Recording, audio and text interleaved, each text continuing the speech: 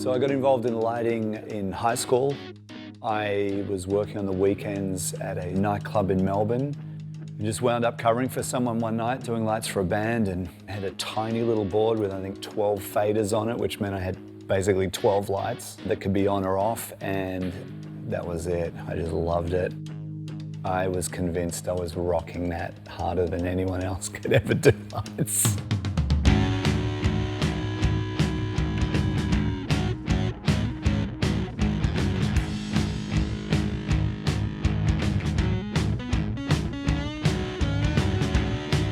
I toured in America with an Australian band, and their opening act was Sheryl Crow.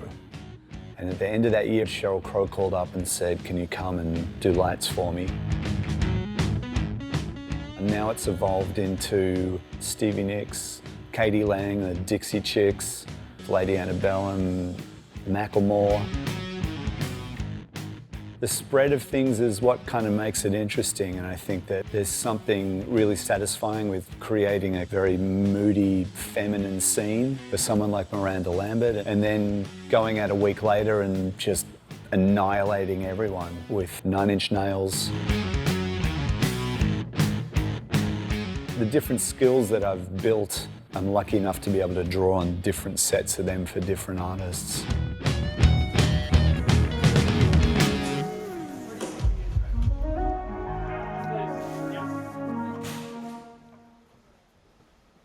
Some people have the opinion that if you're noticing the lighting, you're doing something wrong, because that means it's maybe trumping the band. And I think a long time ago that was probably accurate, but now I feel as though it's all part of the show, and bands expect that it's going to be doing things and it's going to be spectacular and it's going to add that next level to their performance.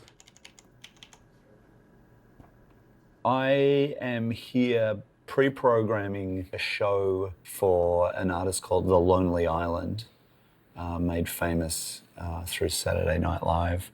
I'm basically trying to map out the stage like it's going to be at the show, so that when we get to rehearsals in Los Angeles on Friday, I'm not turning up looking like a total idiot. So you have to tell every single light to do every single thing. And so we basically build these huge set of instructions so that when we get out there, we can very quickly say, we want these lights in this position, at this time, in this color, and boom, they're ready to go.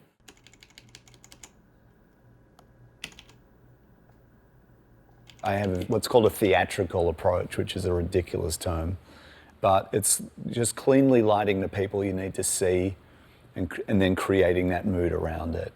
I also feel as though, because I have a musical background, I like to pick up on musical things, and so that dictates a lot of how I think about cues or the mood.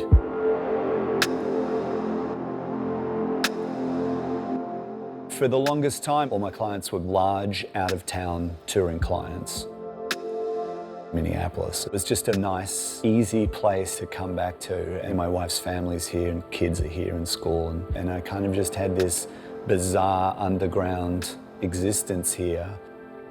But after a long time, I realized that I had no connection to the local industry, and wound up contacting people saying, "Hey, you know, I live here, and I don't know, maybe I can help you out."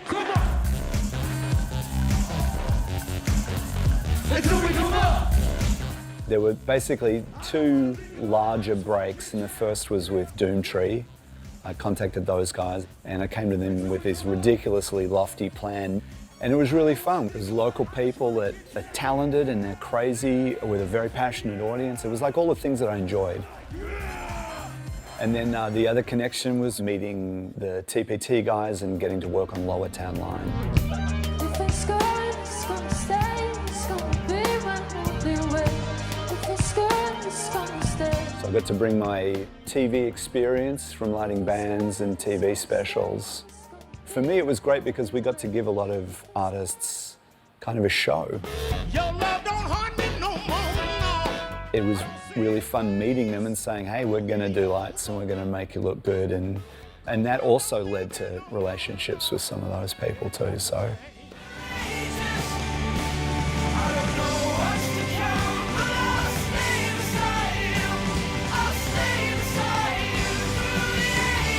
I feel now that I've got a much better connection to the local industry. Hey,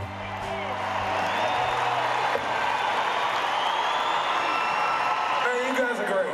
This is a great night. I've known Hall & Oates' production manager for a long, long time.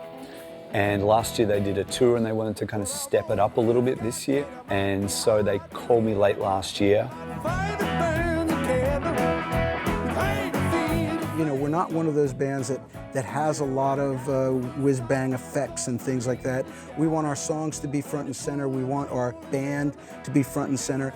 Both Daryl and I had enough sense to leave him alone and let him do his thing and create this incredible interpretation of our music. The production he did for us and the video presentation and it is by far the best thing we've ever done.